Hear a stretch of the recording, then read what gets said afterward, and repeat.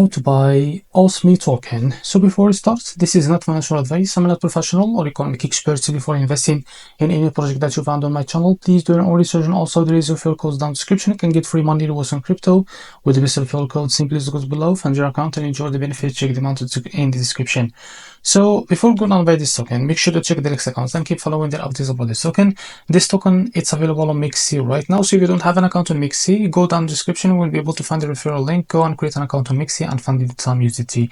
So after you create an account on MEXC and fund it with some USDT, now you are able to go to your account and now you are go to buy this token. So copy the symbol of the token. It will be OSMI, as you can see.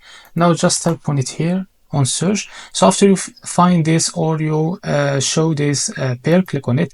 So after that, what you need to do, as you can see, this is the page that you will buy on it. So after that, click on buy here and select the limit of the market is the same. So after you select the limit here, type how much you want to buy of that token.